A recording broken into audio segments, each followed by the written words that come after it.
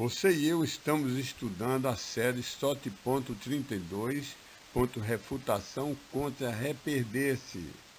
Ela está no canal youtube.com/c/ssttteo, na playlist criada Soteriologia 2.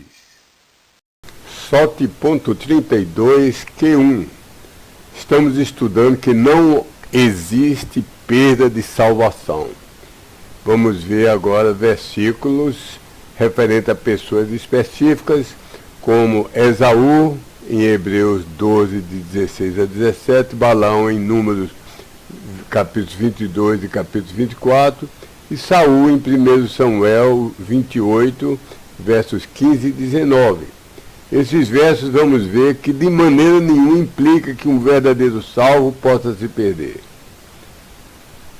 De mais de 114 versos claros e explícitos, já provamos que, ao menos aos verdadeiros crentes desta dispensação de assembleias locais plenamente estabelecidas, não são as igrejas em transição, lá nos 4 evangelhos, nem no livro de Atos, são igrejas já plenamente estabelecidas, igreja de convertidos gentios, ao menos a nós, Deus garantiu, empenhou sua palavra de honra, que uma vez salvo, sempre salvo, preservado pelo poder e fidelidade de Deus, não pela nossa força.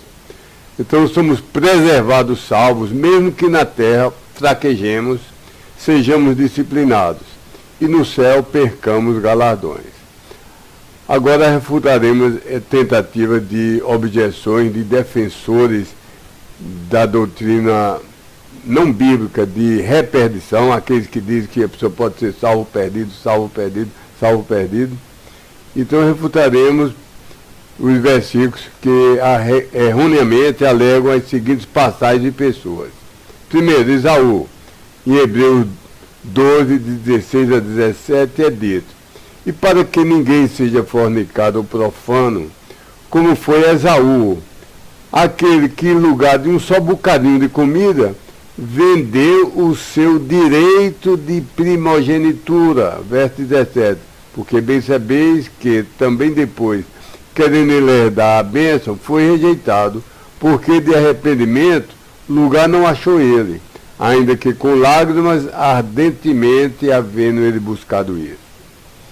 Ora, a passagem aqui se refere a acontecimentos relatados em Gênesis, capítulo 25, versos 27 a 34, e capítulo 27, versos 1 a 46.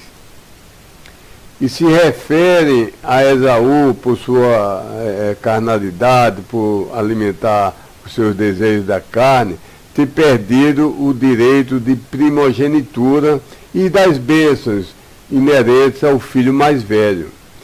E essas passagens não têm nada a ver com o assunto da salvação da alma, a salvação do espírito, o assunto da salvação espiritual, o assunto da salvação eterna.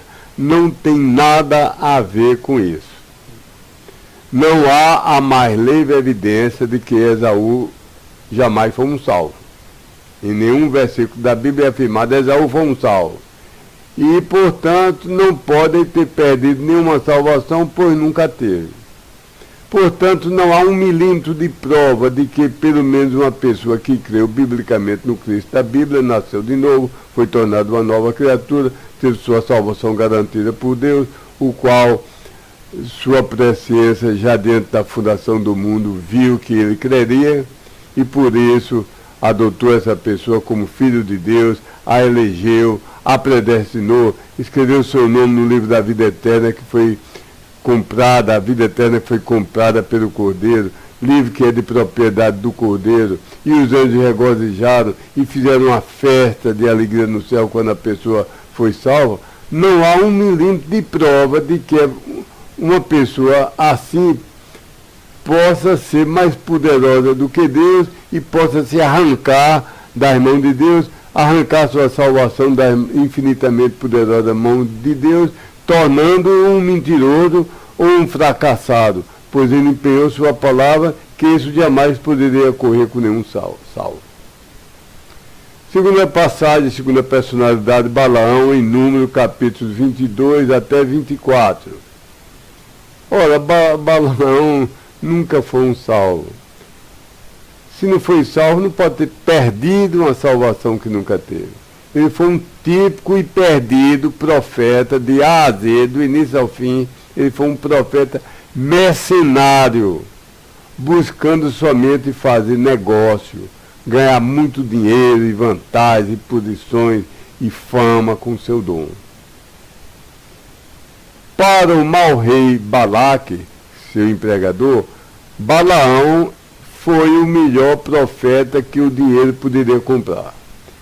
3 passagens no Novo Testamento, que explica o Velho, mostram claramente que Balaão nunca, jamais foi salvo.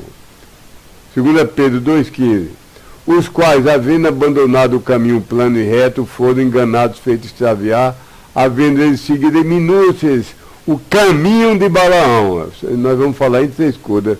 Aqui é o caminho de Balaão, o filho de Beor, que ao salário da injustiça amou. Balaão amou o salário da injustiça. Judas, só tem um capítulo, verso 11, diz, Deus nos ensina, ai deles, porque no caminho de Caim foram, e para o extraviamento com natureza daquele de Balaão, movidos pela recompensa, gananciosamente se atiraram, e na contestação de Coré se fizeram perecer. Então, primeiro falou no caminho, aqui fala na recompensa e extraviamento, e Balaão foi movido pela recompensa, ele buscou, ele tinha sede, tinha ganância por dinheiro, e se atirou no pecado, e decaiu, e fez a terrível coisa que fez, por ganância, o amor a mamon, o amor ao dinheiro. E a terceira passagem, Apocalipse 2,14, mas tenho contra ti algumas poucas coisas, porque tens tu aí aqueles que estão retendo a doutrina de Balaão. Então, primeiro foi caminho, depois recompensa, agora a doutrina de Balaão, o qual ensinava Balaque a lançar isca de armadilha diante dos filhos de Israel, para estes comerem das coisas sacrificadas aos ídolos e para fornicarem. Balaão não conseguiu amaldiçoar o povo de Deus, o povo de Israel. A sua boca se preparava para amaldiçoar, Deus na sua boca colocava palavras abençoando Israel. Mas ele ensinou, diz que tem uma maneira de destruir Israel é fazendo com que eles desobedeçam a Deus. E ensinou que o rei Balaque fizesse com que prostitutas fossem e se mostrassem, dançassem e fizessem gestos diante dos soldados israelitas e os levaram à fornicação e também levaram à idolatria. Eles sacrificaram e comeram coisas sacrificadas aos ídolos. Então, Balaão nunca, jamais, por um segundo, foi um salvo. Então, aqui não prova perda de salvação de ninguém, porque Balaão não é exemplo de um crente salvo da dispensação das igrejas. Terceira personalidade, Saul. Ele foi o primeiro rei de Israel. Foi ele um salvo? Resposta A. Alguns têm advogado que Saul jamais foi um salvo. Ou foi e deixou de o ser. De todo modo, terminando indo para o inferno. Alegam uma série de passagens. 1 Samuel 13, de 13 a 14, 14, 37 e 44, 15, 22 e 23, 15, 35, 16, 14, 18, de 10 a 12, 20, versos 30 a 33, 22, 17, 28, versos 6 e 16, uma série de passagens, onde Saul desobedece a Deus e ao profeta Samuel, usurpa o papel de sacerdote, faz sacrifício que era proibido, e ele foi ungido para rei, não para sacerdote. O que ele fez foi um terrível pecado, que só o sacerdote pode sacrificar no Velho Testamento. Ele é rejeitado por Deus na função de rei, é abandonado pelo Espírito Santo, é atormentado por um espírito mau, tenta com suas próprias mãos, as dele mesmo, matar Davi, matar seu próprio filho Jonatas, ordena o assassinato de todos os 85 sacerdotes da cidade de Nob, volta-se para a feitiçaria, procura consultar mortos e mantém conversação com o demônio. Então essa é a teoria de muitos crentes verdadeiros. Os crentes se dividem aqui nessa questão. Se você quiser pensar que Saul jamais foi um salvo, então não terá provado absolutamente nada. Nada de nada. Para a doutrina de perda de salvação. Pois ele não pode ter perdido o que nunca teve. Então, se você alega que Saul nunca foi salvo, jamais você pode usar isso para dizer que um crente pode perder a salvação, porque não é exemplo. Se você diz que ele nunca foi salvo, como é que você vai querer usar ele como exemplo? Se você quiser pensar que Saul foi um salvo durante algum tempo, depois de perder sua salvação, você estará sem absolutamente nenhuma prova mesmo, uma declaração clara e explícita de nenhuma dessas coisas. Você não tem um verso que diz que Saul foi salvo um tempo depois de perder a salvação. Agora, outros crentes, eu tenho amizade com os dois crentes, não é somente porque tem a posição A ou B que eu vou me separar. Me separo por muitas outras coisas que se chocam frontalmente, é a colisão frente a frente com o versículo da Bíblia. Mas que eu não direi que é uma colisão tão frente a frente. Bom, alguns têm advogado que Saul foi um salvo, mesmo que desobediente. E se baseiam nos seguintes versículos. 1 Samuel 10, de 6 a 12, 11, 6, e verso 13 e 15 também, capítulo 12, verso 13, capítulo 14, verso 35, capítulo 15, versos 30 e 31, onde o Espírito de Deus o escolhe, se apodera dele, ele profetiza sendo a boca do Espírito Santo de Deus, Deus lhe muda o coração para a perfeição, ele adora a Deus, ele o obedece, ele o serve e é abençoado por Deus. Então há essas duas posições. Quanto a mim, Hélio, e todos que creem na Bíblia de forma literal normal, nós todos fazemos a observação de que, primeiro, cada palavra da Bíblia é inspirada, assoprada por Deus, é de Deus. Ele usou homens como amanuenses, como máquinas de escrever, como um teclado, mas cada palavra da Bíblia é perfeita e é inspirada por Deus.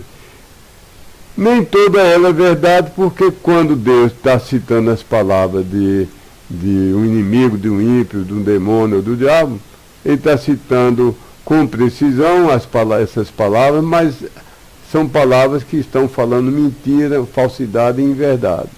A inspiração significa que quando Deus diz que o diabo disse isso, ele disse mesmo, com todas as letras, vírgula, ponto e tio e acento craseado e circunflexo. Então a Bíblia reproduz com absoluta veracidade, com verdade e precisão as palavras ditas, mesmo que tenham ensinado o falso e o mal. E quando a Bíblia cita o que Deus ou o seu profeta diz, cada letra e acento e sinalzinho é a verdade absoluta. Portanto, não elaboraremos complexos raciocínios, lógicas, para desdizer o que está explícito. O que está explícito aqui é que foi Deus e não Saul, não um criado seu, não um soldado, não um guarda-costas, não a pitonisa, não foi ninguém mais, nem crente nem descrente. Foi Deus que afirmou que quem veio falar com Saul, no episódio quando ele procurou a feiticeira de Endor, foi o próprio profeta Samuel. É o que está escrito. Você pode aceitar ou não, mas o que está escrito foi Deus, o Espírito Santo, que assegurou e fez escrever para a Bíblia. Abra sua Bíblia em 1 Samuel, capítulo 28, verso 15. Quem está falando aqui é Deus, o profeta, Deus usando o escritor, o amanuense, que ele Deus botou as palavras de Deus na mente e da mente foi para a mão e foi escrito no autógrafo, na primeira escrita, foi escrito, guardado por Deus para não ter nenhum erro em nenhuma letra, nem acento, nem vírgula. Deus fez com que fosse escrita.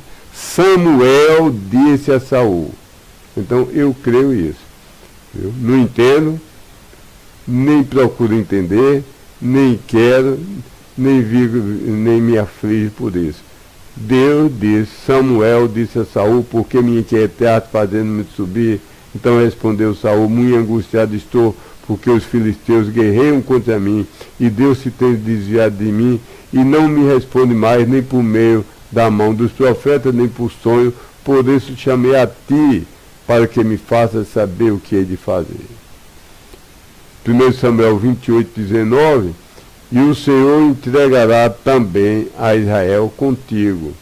Isso é Samuel, mandado por Deus, veio do paraíso, Deus mandou Samuel vir falar com Saul. Não me pergunte por que Deus fez isso, nem como. Eu creio que está dito, mesmo que eu não entenda. Então, repetindo, Deus fez escrever, e o Senhor entregará também a Israel contigo na mão dos filisteus. E amanhã tu e teus filhos estarão comigo. E o Senhor o entregará, e o Senhor entregará o arraial de Israel na mão dos filisteus. Então, quando Deus mandou Samuel dizer para Saul, tu, Saul, e teus filhos estareis comigo, significa com Samuel, e Samuel está no paraíso, no seio de Abraão. Então a profecia que Deus mandou ser dada é que Saul iria para o céu. Então Samuel está no paraíso, salvo, portanto, quer você goste ou não, quer eu goste ou não, Deus, o próprio Deus, ensina nessa passagem que Saul também está no paraíso e salvo. Seja como for, essa passagem não ensina perda de salvação. Não quer você se humilhar, meu amigo, que está me ouvindo, ou que está lendo, não quer você se humilhar, se arrepender, pedir perdão a Deus, por nunca ter crido nos 14 versos que eu lhe citei de cor, nem nos outros 100 que lhe dei escritos em papel.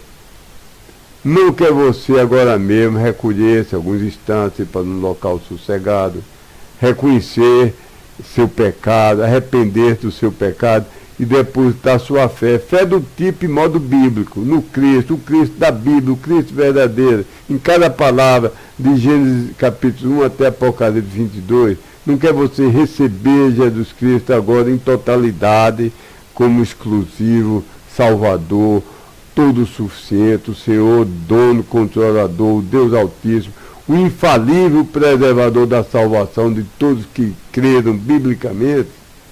Vou ficar orando por você.